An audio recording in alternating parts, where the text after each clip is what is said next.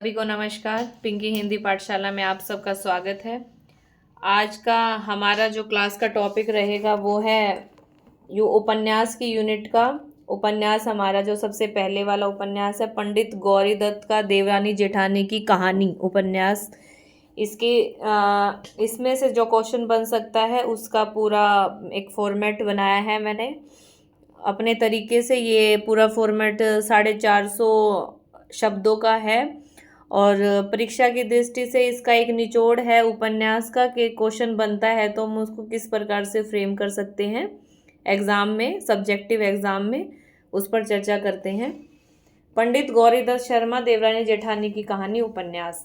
देवरानी जेठानी की कहानी, इसे डॉक्टर गोपाल राय ने पहला उपन्यास माना है। किसे? देवरानी जेठानी की कहानी को, पंडित गौरी दत्त की जो देवरानी जेठानी की कहानी है उसे डॉक्टर गोपाल राय ने क्या है, प्रथम उपन्यास माना है।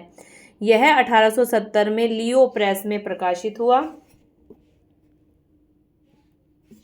यह उपन्यास पढ़ी लिखी और अनपढ़ स्त्रियों के गुण दोष को रेखांकित करता है। उपन्यास का परम लक्ष्य यही बताना है कि समाज परिवार के लिए पढ़ी लिखी स्त्रियां क्यों जरूरी हैं।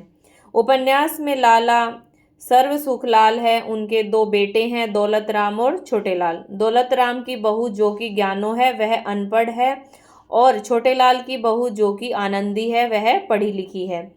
आनंदी पढ़ी लिखी व समझदार होने के कारण परिवार में एक आदर्श बहू साबित होती है।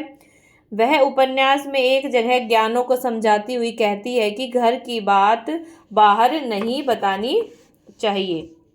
इसमें आप मैंने कोट लिया है आनंदी का, जो ज्ञानों को समझाते हुए कहती है। आप ऐसे ही कोट एग्जाम में भी अपने 2 पेन लेके जाएं, एक ब्लू कलर का और एक ब्लैक कलर का। आप ब्लैक से आप कर सकते हैं जो आपने उदाहरण देने हैं उसके, जैसे कि मैंने ब्लू लिया है तो आप एग्ज़ाम में ब्लैक ब्लू पेन का यूज़ कर सकते हैं। अधिकतर ब्लू से लिखना है। अगर आप कोई कोट उदाहरण देते हैं तो वह उसमें आपने ब्लैक पेन यूज़ कर लेना है।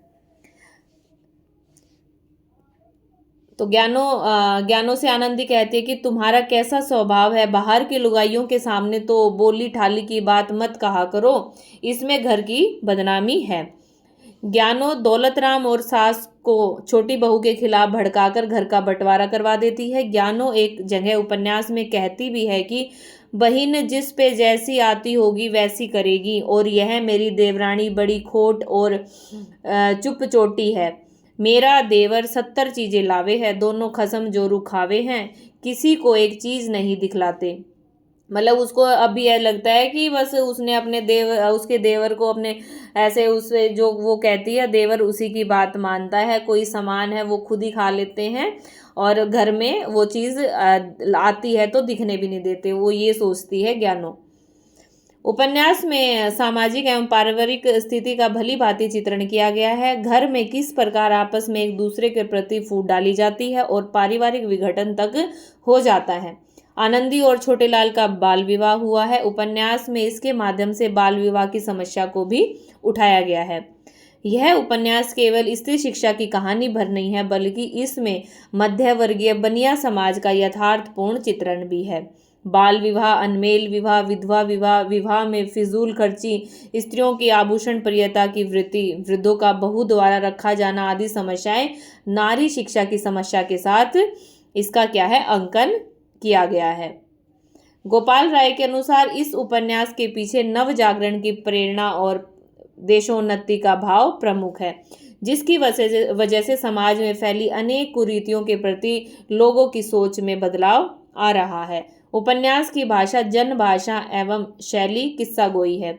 इसमें मुहावरे, लोकोक्तियां एवं लोक भाषा का प्रचुर मात्रा में प्रयोग किया गया है। उदाहरण के तौर पर जब सर्व सुख घर के बंटवारे को लेकर कहता है कि बिरादरी के लोग हंसेंगे और कहेंगे कि फलाने के घर लुगाइयों में लड़ाई हुई थी तो उसने अपने बड़े बेटे को अलग कर दिया, देखो यह कैसी बहू आई, इसने हमारी बात में बट्टा लगाया और घर 3 तेरा कर दिया। ये उदाहरण आप दे सकते हैं। अंततः यह उपन्यास अपनी जन भाषा में एक पारिवारिक स्थिति का यथार्थ चित्रण करता है। इस दृष्टि से यह उपन्यास आज भी अपनी प्रासंगिकता बनाए हुए है। कुल शब्द मैंने 450 लिए हैं और जैसा कि परीक्षा की दृष्टि से शायद 250-300 शब्द लिखने हैं। तो जैसे कि मैंने लिखने का प्रयास किया है आप सबके लिए, तो मुझे लगता है कि ये 450 शब्द आपके लिए काफ़ी उपयोगी होंगे। परीक्षा की दृष्टि से आप इस तरह अपने क्वेश्चन को फ्रेम कर सकते हैं। आप स्वयं लिखने का प्रयास करें। और ये मेरा एक छोटा सा प्रयास है आप सभी के लिए। अगर आपको वीडियो पसंद आए तो ज़रूर लाइक करें, दोस्तों में शेयर करें ताकि औरों की दोस्तों की मदद हो सके। और वीडियो पर नए हैं तो चैनल को प्लीज़ सब्सक्राइब करें ताकि आने वाली वीडियोस आप तक पहुँचे। और मिलते हैं नेक्स्ट वीडियो में। धन्यवाद।